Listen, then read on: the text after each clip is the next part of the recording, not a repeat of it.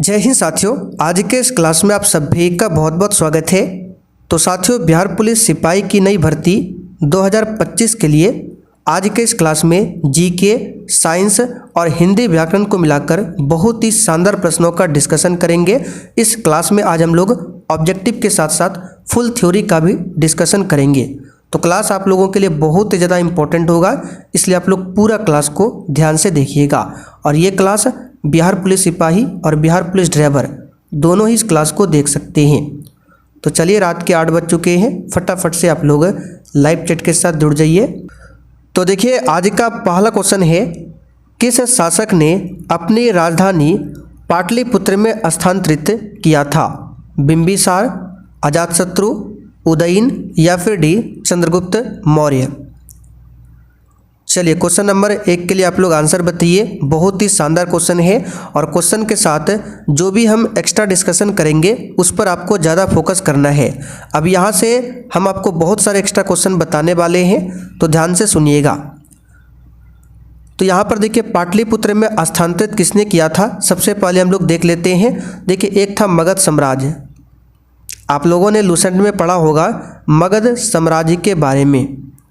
तो हुआ क्या था, मगध साम्राज्य का प्रारंभिक राजधानी कहाँ पर था? क्वेश्चन पूछा जाता है। तो मगध साम्राज्य का जो प्रारंभिक राजधानी था वो था राजगृह। यहाँ पर लिखते जाते हैं, आप लोग ध्यान से सुनिए। राजगृह, जिसको गिरिव्रज भी बोला जाता है, ठीक है, गिरिव्रज। बाद में एक शासक होता है उदयन, ठीक है। उदयन कौन था? तो बिंबिसार का पुत्र था अजातशत्रु और अजातशत्रु का पुत्र था उदयन, यानी कि हर्यक वंश का शासक था उदयन। उदयन क्या करता है? बाद में पाटलिपुत्र की स्थापना करता है, ठीक है। उदयन ने पाटलिपुत्र की स्थापना किया और राजधानी राजगृह से बदलकर कहाँ पर कर दिया था? तो पाटलिपुत्र में, ठीक है। तो सबसे पहले प्रारंभ में मगध की राजधानी कहाँ पर थी? राजगृह में। उसके बाद उदयन आता है और पाटलिपुत्र की स्थापना करता है और राजधानी को पाटलिपुत्र में बदल दिया था। फिर क्या होता है? हर्यक वंश का एक आखिरी शासक था नागदशक। ध्यान से सुनिएगा, नागदशक। हर्यक वंश की स्थापना किया था बिंबिसार ने। बिंबिसार का पुत्र था अजातशत्रु, अजातशत्रु का पुत्र था उदयन और उसी हर्यक वंश का एक आखिरी शासक था नागदशक। तो नागदशक की हत्या किसने किया था? शिशुनाग ने, ठीक है। शिशुनाग ने नागदशक की हत्या करके शिशुनाग वंश की स्थापना किया था। और शिशुनाग ने क्या किया था? राजधानी पाटलिपुत्र से बदलकर कहाँ पर कर दिया था? तो वैशाली। आप लोग देख सकते हैं मगध साम्राज्य की राजधानी कितना बार चेंज हो रहा है। सबसे पहले राजगृह था, फिर पाटलिपुत्र हुआ, फिर हर्यक वंश का आखिरी शासक नागदशक की हत्या शिशुनाग ने किया था और शिशुनाग वंश की स्थापना होती है। और शिशुनाग ने पाटलिपुत्र से राजधानी बदलकर कहाँ पर कर दिया? तो वैशाली कर दिया था, ठीक है। बाद में फिर आता है कालाशोक। कौन आता है? कालाशोक। बाद में आता है कालाशोक और कालाशोक ने वैशाली से फिर राजधानी कहाँ पर कर दिया? पाटलिपुत्र में। यानी कि कालांतर में मगध साम्राज्य की राजधानी वो बदलते रहा था। तो यहाँ पर पूछा गया है किस शासक ने अपनी राजधानी पाटलिपुत्र में स्थानांतरित किया था? तो पाटलिपुत्र में एक कालाशोक ने किया था और उदयन ने किया था। तो ऑप्शन के अकॉर्डिंग आपको लगाना है। ऑप्शन में देख सकते हैं यहाँ पर उदयन दिया हुआ है। तो साथियों, उम्मीद करते हैं ये सब क्वेश्चन आपको समझ में आ गया होगा। और देखिए, 2025 में इस बार बिहार पुलिस में बहुत ही बम्पर पदों पर भर्ती आ रही है। तो साथियों, इस बार आपको चूकना नहीं है, ये आपके लिए बहुत ही सुनहरा मौका है। अगर आप लोग सच में इस बार बिहार पुलिस में जाना चाहते हैं तो आपको अभी से तैयारी में लगना होगा। आप लोग जमकर तैयारी कीजिए। और इसके लिए आपका बैच स्टार्ट हो चुका है। बैच के बारे में कोई भी जानकारी चाहिए, आपको क्लास के लास्ट में बैच के बारे में बताएंगे। फिलहाल आप लोग व्हाट्सअप नंबर लिख लीजिए, इस पर मैसेज करके भी आप लोग बैच के बारे में जानकारी ले सकते हैं। चलिए, क्वेश्चन नंबर देखिए दूसरा। भगवान बुद्ध के महापरिनिर्वाण के बाद पहली बौद्ध संगति कहाँ पर हुई थी? चलिए, क्वेश्चन 2 के लिए आप लोग आंसर बताइए। अच्छा, महापरिनिर्वाण का मतलब क्या होता है? मृत्यु। तो महापरिनिर्वाण कहाँ पर हुआ था? कुशीनगर में। कहाँ पर हुआ था? कुशीनगर में भगवान बुद्ध की मृत्यु होती है। कुशीनगर कहाँ पड़ता है? तो उत्तर प्रदेश में। मृत्यु किस वर्ष की अवस्था में होता है? तो 80 वर्ष की अवस्था में भगवान बुद्ध की मृत्यु हो जाती है। कहाँ पर? कुशीनगर में, ध्यान रखिएगा। तो जब मृत्यु होती है तो पहली बौद्ध संगति कहाँ पर हुई थी, ये आपसे पूछा जा रहा है। तो देखिए 4 बौद्ध संगतियाँ हुई थी। पहली बौद्ध संगति की बात करें तो अजातशत्रु के समय में हुआ था। किसके समय में हुआ था? अजातशत्रु के समय में। कहाँ पर हुआ था? तो ये हुआ था राजगृह में। राजगृह में। अब यहाँ से क्वेश्चन डीप में पूछा जाता है कि अजातशत्रु जो है किस धर्म का फॉलोवर था, यानी किस धर्म का अनुयायी था? तो याद रखिएगा जैन धर्म का अनुयायी था अजातशत्रु। दूसरा बौद्ध संगति कहाँ पर होता है? तो वैशाली में, कालाशोक के समय में। ठीक है, कालाशोक के समय में दूसरा बौद्ध संगति होता है वैशाली में, इस बात को ध्यान रखिएगा। तीसरा बौद्ध संगति की बात करें, ये होता है पाटलिपुत्र में। कहाँ पर होता है? पाटलिपुत्र में। किसके समय में? तो अशोक के समय में तीसरा बौद्ध संगति हुआ था। और लास्ट में जो आखिरी हुआ था ये कहाँ पर हुआ था? तो ये हुआ था कश्मीर के कुंडल वन में। ठीक है, कश्मीर में हुआ था चौथा बौद्ध संगति कुंडल वन में। किसके समय में? तो कनिष्क के समय में। कनिष्क जो है कुषाण वंश का सबसे प्रतापी शासक था और इसी के दरबार में एक वैद्य रहते थे चरक। ठीक है, जिन्होंने चरक संहिता की रचना की है। तो आपसे पूछेगा कि ऋषि चरक जो है किसके दरबार में रहते थे? तो कनिष्क के दरबार में रहते थे। तो बताइए पहली बौद्ध संगति कहाँ पर हुई थी? तो राजगृह यानी कि राजगीर में। यहाँ पर ए ऑप्शन आपका सही जवाब है। क्वेश्चन देखिए तीसरा, उदंतपुर शिक्षा केंद्र निम्न में से किस राज्य में अवस्थित था? और साथियों जो भी हम एक्स्ट्रा क्वेश्चन बताते हैं ये सब आपको लिखने की ज़रूरत नहीं है, बस आप लोग केवल इसे ध्यान से सुनिएगा। बाकी बिहार पुलिस का जो बैच हमने आपको बताया उस बैच में ये पूरा लिखकर हम आपको डेली देते हैं क्लास खत्म होने के बाद। प्लस जो भी PDF है क्लास का वो आपको नीचे आंसर के साथ इस तरह से मिल जाएगा। क्वेश्चन नंबर 3 का आंसर यहाँ मिलेगा, क्वेश्चन नंबर 4 का आंसर आपको इस तरह से नीचे मिलेगा। ठीक है, सभी क्वेश्चन का आंसर मिल जाएगा। तो उदंतपुर शिक्षा केंद्र किस राज्य में अवस्थित था? इसका आंसर हो जाएगा बिहार। कहाँ पर था? बिहार। अब क्वेश्चन बनेगा उदंतपुरी जो शिक्षा केंद्र है इसके संस्थापक कौन थे? तो याद रखिए गोपाल। पाल वंश का संस्थापक गोपाल ने ही उदंतपुरी शिक्षा केंद्र की स्थापना किया था, इस बात को ध्यान रखिएगा। चलिए आगे बढ़ते हैं। क्वेश्चन नंबर 4, बिहार के चिरांद नामक पुरास्थल की प्राचीनतम संस्कृति कौन सी है?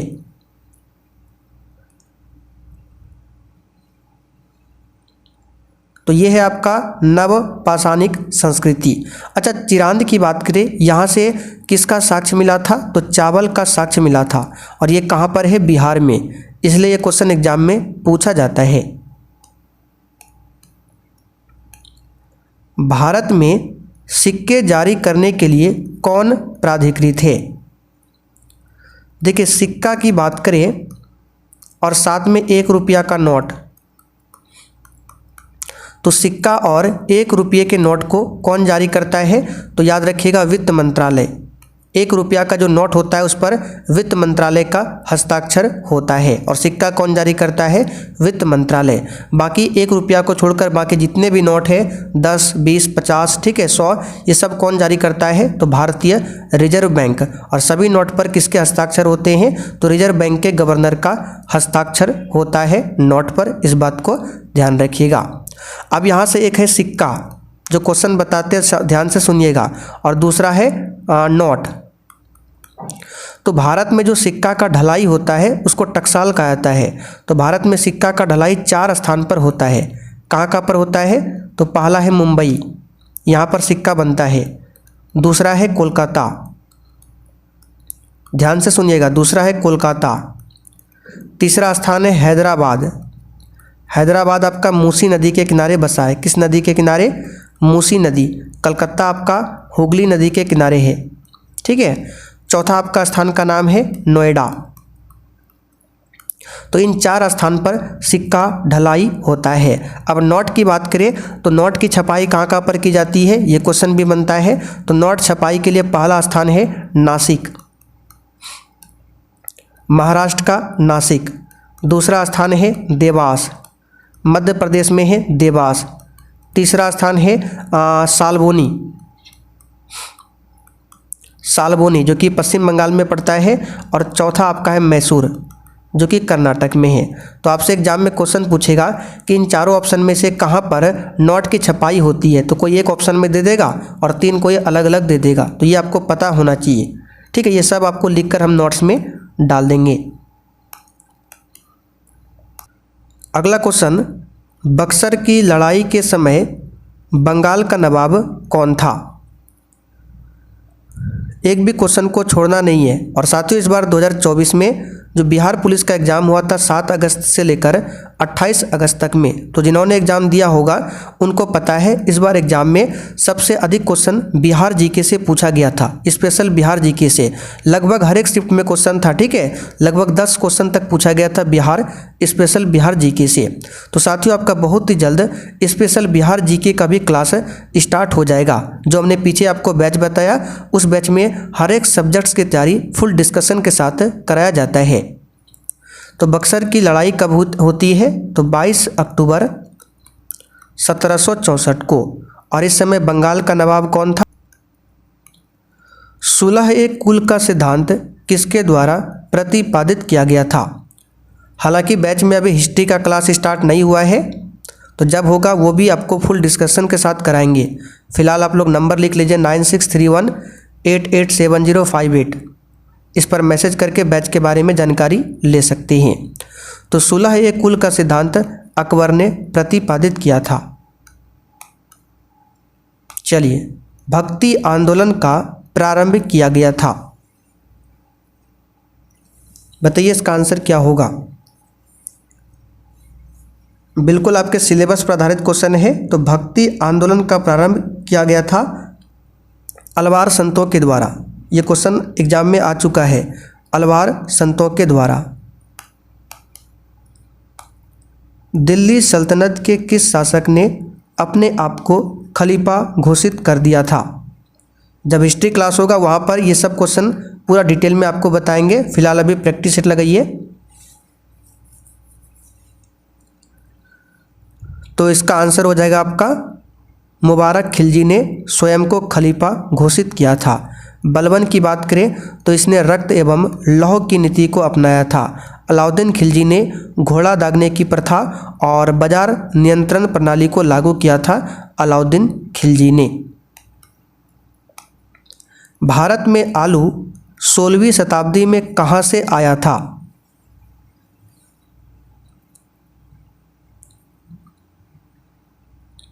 इसका आंसर है पुर्तगाल से। और भारत आने वाला सबसे पहला पुर्तगाली वास्को डी गामा था, जो कि 1498 ईस्वी में भारत आया था, ठीक है, कालीकट बंदरगाह पर। अगला क्वेश्चन, गांधी जी खादी को किसका प्रतीक मानते थे?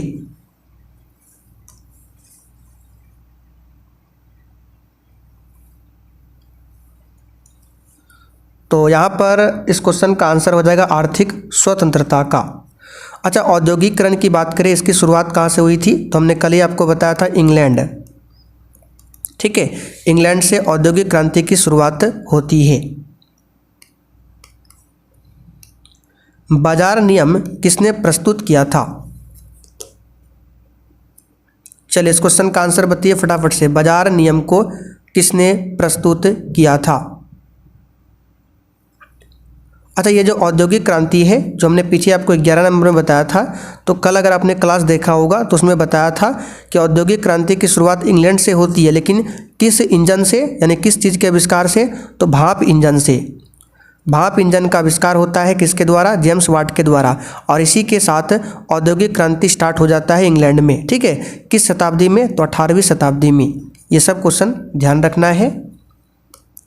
तो बाजार नियम दिया था जेबी सेने।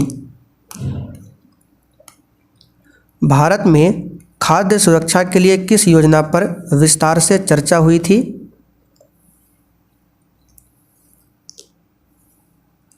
तो किस योजना में हुआ था? तो ये आपका हुआ था लगभग खाद्य योजना सुरक्षा जो है 1997, ठीक है, 2002 के बीच में।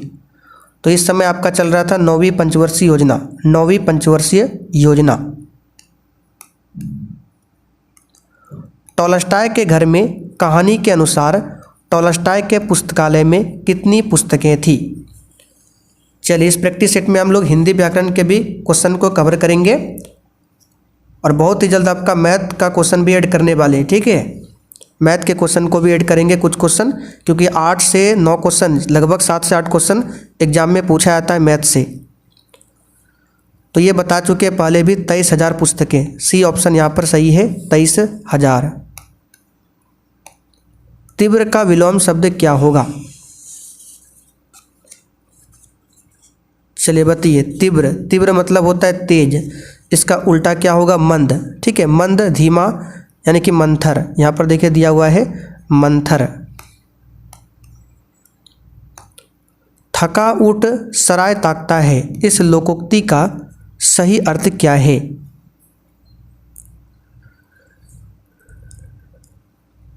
चलिए, और प्रैक्टिस सेट के लास्ट में आपको कमेंट करके बताना है कि आपने कितने क्वेश्चन सही किए हैं।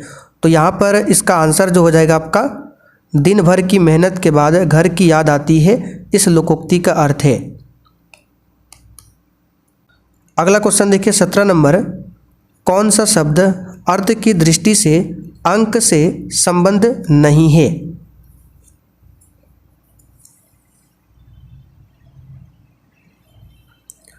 तो ये जो शब्द है अंक, इससे संबंधित कौन नहीं है।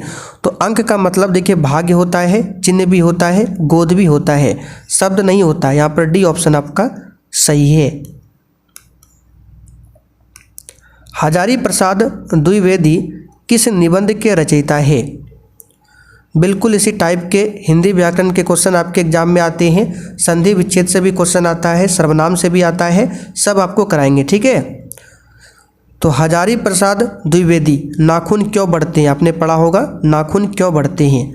यहाँ पर बी ऑप्शन आपका सही है।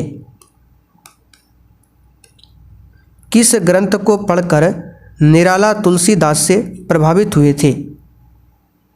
बताइए, किस ग्रंथ को पढ़कर निराला जो है तुलसीदास से प्रभावित हुए थे।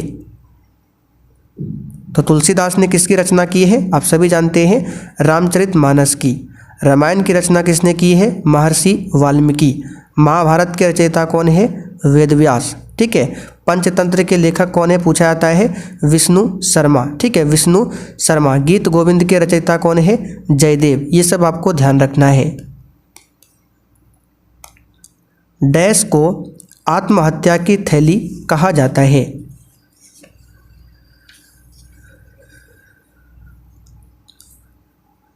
तो कोशिका की आत्महत्या की थैली लाइसोसोम को कहा जाता है। कभी कभी लाइसोसोम की जगह पे आपको दे देगा हिंदी में लिख कर लयनकाय, लयनकाय। तो आपको ये ध्यान रखना पड़ेगा, लाइसोसोम का हिंदी होता है लयनकाय, माइटोकॉन्ड्रिया का हिंदी होता है सूत्रकनिका। एग्जाम में कन्फ्यूज करने के लिए देता है। ठीक है, तो सूत्रकनिका को माइटोकॉन्ड्रिया कहते हैं। माइटोकॉन्ड्रिया को कोशिका का पावर हाउस, राइबोसोम को कोशिका की प्रोटीन की फैक्ट्री कहा जाता है। अच्छा, लाइसोसोम की बात करें तो इसमें लगभग 50 विभिन्न प्रकार के एंजाइम होते हैं और इसका काम क्या होता है, प्रोटीन हो गया, न्यूक्लिक एसिड, लिपिड, कार्बोहाइड्रेट, ये सभी प्रकार के जैविक अणुओं को तोड़ते हैं। ठीक है, चलिए, टिंडल प्रभाव का कारण क्या है।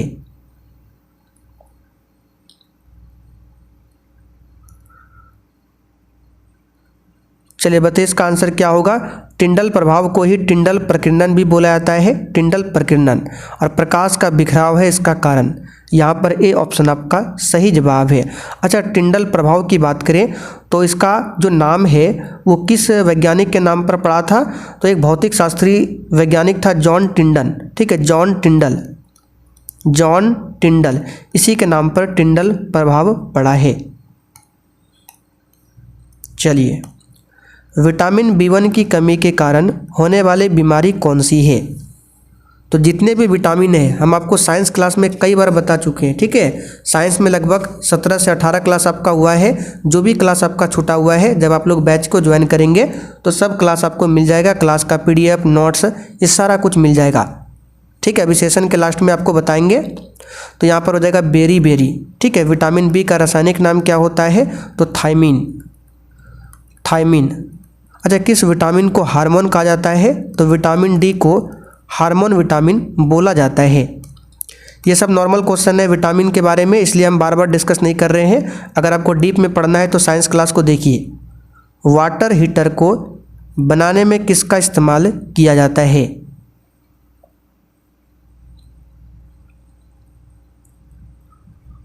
तो इसमें नाइक्रोम का इस्तेमाल होता है। किसका? नाइक्रोम का। विद्युत बल्ब के टंगस्टन में फिलामेंट में किसका होता है? टंगस्टन का। एंजाइम एक है जो जीवित सेल के लिए उत्प्रेरक का काम करता है। यानी कि एंजाइम एक, यहाँ पे डैश है, बीच में क्या है? डैश, यहाँ पे गैप है। ठीक, बताइए एंजाइम एक प्रकार का क्या है? तो अगर आपने साइंस क्लास सब अटेंड किया होगा तो उसमें हमने आपको बताया था एंजाइम एक प्रकार का प्रोटीन होता है। क्या होता है? एक प्रकार का प्रोटीन। प्रोटीन की कमी से बीमारी होती है मरासमस, मरासमस। और दूसरा होता है क्वासियोरकर। थोड़ा सा अटपटा नाम है, इसलिए हम बार बार आपको बता देते हैं ताकि आपको याद हो जाए। क्वासियोरकर, मरासमस, ये दो बीमारियां होती है प्रोटीन की कमी से। अच्छा, कार्बोहाइड्रेट का सबसे अच्छा स्रोत क्या है? तो चावल।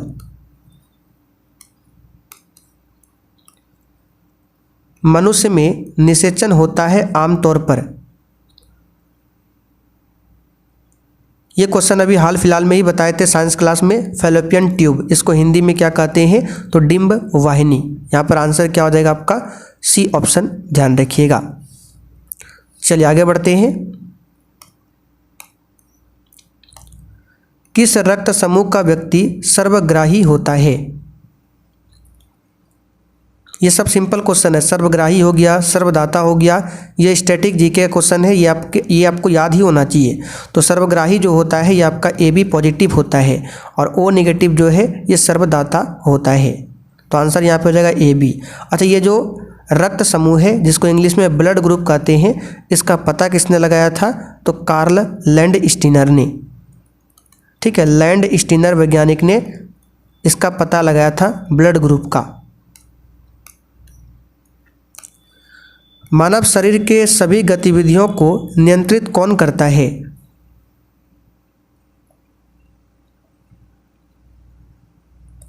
तो ये करता है तंत्रिका तंत्र। तंत्रिका तंत्र मानव शरीर की सबसे लंबी कोशिका है तंत्रिका तंत्र। ठीक है, सबसे लंबी, सबसे बड़ा नहीं बोल रहे हैं, सबसे लंबी है।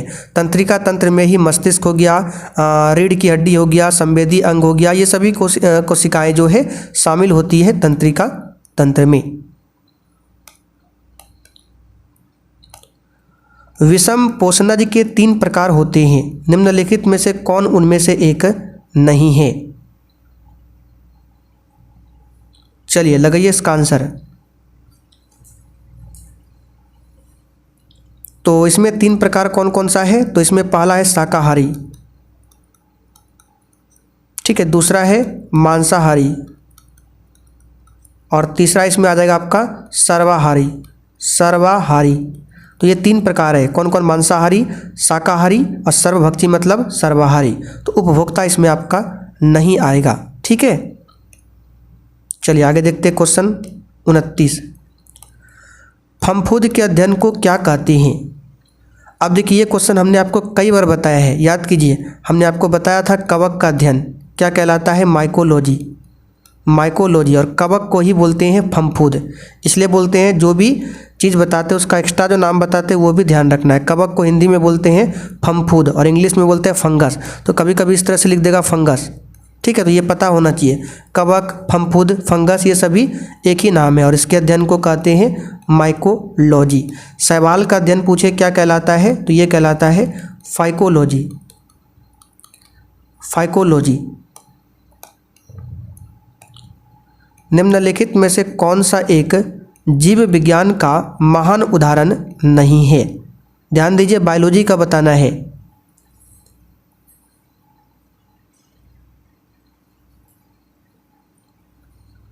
तो मेंडल का वंशानुगत का नियम, ये बायोलॉजी से संबंधित है।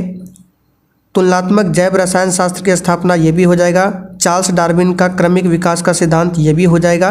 जबकि आर्किमिडीज का सिद्धांत, ये तो फिजिक्स से संबंधित है। आर्किमिडीज का सिद्धांत जो तैरने का सिद्धांत है, तैरने का सिद्धांत ये सब किस में आता है? ये सब आता है आपका फिजिक्स में। तो आर्किमिडीज ने ही दिया था तैरने का सिद्धांत, जिसको बोला जाता है उत्प्लावन बल का नियम। तो बी ऑप्शन ये क्या है? बायोलॉजी से संबंधित नहीं है। सल्फ्यूरिक अम्ल का आणविक द्रव्यमान कितना होता है? ये क्वेश्चन इस बार बिहार पुलिस में आया था। अब देखिए, इसको आपको रटना नहीं है, आपको इसको निकालने के लिए सीखना है कैसे निकाला जाता है किसी भी, ठीक है, किसी का भी आणविक द्रव्यमान। तो जैसे यहाँ पे H2SO4 लिखे, ये है सल्फ्यूरिक अम्ल, तो कैसे निकालेंगे? तो हाइड्रोजन का परमाणु क्रमांक कितना होता है? आप कहेंगे 1 होता है, तो द्रव्यमान संख्या भी 1 ही होगा, ठीक है। हाइड्रोजन का परमाणु संख्या और द्रव्यमान संख्या दोनों होता है 1, तो 2 हाइड्रोजन है तो क्या हो जाएगा? 2 गुना 1। चलिए फिर देंगे प्लस, फिर यहाँ पे सल्फर, तो सल्फर का परमाणु क्रमांक होता है 16 और इसका द्रव्यमान कितना हो जाएगा? 32। यानी कि सभी के द्रव्यमान को लिखकर आपको जोड़ देना है। तो सल्फर 1 है तो परमाणु संख्या 16, द्रव्यमान संख्या क्या हो जाएगा? 32, ठीक है। द्रव्यमान संख्या जो है परमाणु का लगभग 2 गुना होता है, तो 16 दूनी 32। प्लस ऑक्सीजन का देखते हैं, तो ऑक्सीजन का परमाणु क्रमांक होता है 8, तो द्रव्यमान संख्या क्या हो जाएगा? लगभग में 16। ये द्रव्यमान संख्या है ऑक्सीजन का, और कितना ऑक्सीजन है? 4, तो 4 गुना हम क्या कर देंगे? 16। अब इसको जोड़ दीजिए, आपका आणविक द्रव्यमान आ जाएगा 2 गुना 1 2 प्लस 32 और प्लस 64, ठीक है। तो 64 2 कितना आ जाएगा? 68। तो लगभग में आंसर बताना है 68 32, 8 2 10 6 3, एक सेकंड यहाँ पे देख लेते हैं, कहीं पे गलती हो रहा है। 64 2 66 होगा, कितना होगा? 66, ठीक है। 6 2 8 और 6 3 9, यानी कि 98 के आसपास। तो यहाँ पर 98 के करीब में देखिए बी ऑप्शन में दिया है 98.07। तो इस प्रकार से आप लोग निकाल सकते हैं। उम्मीद करते हैं ये आपको समझ में आ गया होगा। चलिए, कार्बन डेटिंग में एक कमज़ोर कार्बन 14 अणु टूटता है और डैश में परिवर्तित हो जाता है। अच्छा, हाइड्रोक्लोरिक अम्ल का पूछे तो वही हाइड्रोजन का देखिए परमाणु संख्या और द्रव्यमान संख्या 1 होता है। क्लोरीन का परमाणु क्रमांक होता है कितना? तो इसका होता है 17, तो इसका डबल कितना हो जाएगा? 34, लेकिन इसका परमाणु द्रव्यमान होता है 35। ये आपको कुछ एलिमेंट है याद रखना पड़ेगा, तो 35 में 1 जोड़ देंगे तो हो जाएगा आपका 36। इस प्रकार से निकाल सकते हैं। तो इसका आंसर हो जाएगा नाइट्रोजन 14।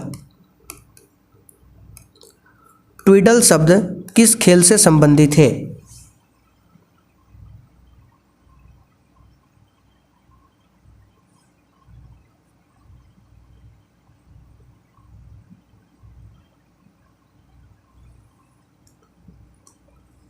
तो ट्विडल शब्द जो है ये किससे संबंधित है? टेबल टेनिस से। चलिए आगे देखते हैं। क्वेश्चन 34, राजा मानसी अंतर्राष्ट्रीय हवाई अड्डा कहाँ पर स्थित है? यह है पंजाब के अमृतसर में, ठीक है। लखनऊ को नवाबों का शहर बोला जाता है, उत्तर प्रदेश की राजधानी है लखनऊ। शब्द एड्रेस निम्न में से किस खेल से जुड़ा है? तो ये सब एक क्वेश्चन कभी कभी एग्जाम में पूछता है, ज़्यादा नहीं पूछता है। इसका आंसर है गोल्फ से संबंधित है। चलिए आगे देखते हैं। चलिए क्वेश्चन 35 तक ही है। चलिए कोई बात नहीं, आज 35 तक ही रहने देते हैं। अब आप लोग कमेंट करके बताइए आपने 35 क्वेश्चन में कितने क्वेश्चन सही किए। अब जो भी साथी बैच के बारे में जानना चाहते हैं आप लोग बने रहिए, और जिनको भी पता है, जिन्होंने ले रखा है, अब आप लोग जा सकते हैं। चलिए, तो यहाँ पर देख सकते हैं ये बैच, और देखिए क्लास में इसलिए हम बैच के बारे में नहीं बताते हैं ताकि क्लास डिस्टर्ब ना हो, ठीक। तो सबसे पहले ज्वाइन कैसे करना है आइए आपको वो बताते हैं। तो सबसे पहले आपको देखिए यहाँ पर दिखा देते हैं जूम करके। प्ले स्टोर पर चले जाना है और सर्च करना है सक्सेस वर्ल्ड MCQ, ठीक है। यहाँ पर डाउनलोड का ऑप्शन आएगा, इसे अपने मोबाइल में इंस्टॉल कर लीजिएगा। उसके बाद इंस्टॉल करने के बाद इस प्रकार से इंटरफेस शो होगा, तो आपको ऑल कोर्स पर क्लिक करना है। जैसे ही आप लोग ऑल कोर्स पर क्लिक करेंगे तो इस प्रकार से आपके सामने इंटरफेस शो होगा। यहाँ पे देख सकते हैं, तो ये ऊपर वाला है बिहार पुलिस का बैच। यहाँ पर बाय नाउ पर क्लिक करके पेमेंट करके आप इस बैच को ले सकते हैं। जब आप लोग बैच को ले लेंगे तो वहाँ पर सबसे पहले आपको क्या काम करना है, तो जो भी आपका क्लास छूटा है वो सब कवर करना है। कैसे करना है, ये व्हाट्सअप नंबर है, इस पर मैसेज कीजिएगा तो बता देंगे। तो कोर्स में क्या क्या मिलेगा, तो डेली क्लास मिल जाएगा, उसका PDF मिल जाएगा, उसका नोट्स मिल जाएगा, सब्जेक्ट वाइज क्लास मिल जाएगा फुल डिस्कशन के साथ में। ये सब्जेक्ट वाइज आपको शॉर्ट नोट्स मिल जाएगा, जो छोटा छोटा नोट्स होता है, ठीक है, जो एग्जाम की दृष्टि से बहुत ज़्यादा इंपॉर्टेंट होता है। बूस्टर नोट्स में आपको वही मिलेगा जो हम क्लास में ये जो बताते हैं एक्स्ट्रा क्वेश्चन, जैसे यहाँ पे हमने बताया इतना सारा, ये सब लिख कर हम देते हैं, ठीक है। उसके बाद पिछले 12-13 साल का बिहार पुलिस का क्वेश्चन बैंक मिल जाएगा, और भी बहुत सारा चीज़ है। जब आप लोग परचेज करेंगे तो वहाँ पर आपको मिल जाएगा। ऑलरेडी इस बैच को बहुत सारे बच्चों ने ले रखा है, तो आप लोग देर मत कीजिए, फिर आप बाद में क्या होगा, आप ही लोगों को दिक्कत होगा। मात्र 139 में अभी आप लोग इस बैच को ले सकते हैं, और ये अब आपका 149 होने वाला है, तो ठीक है, तो देर मत कीजिए।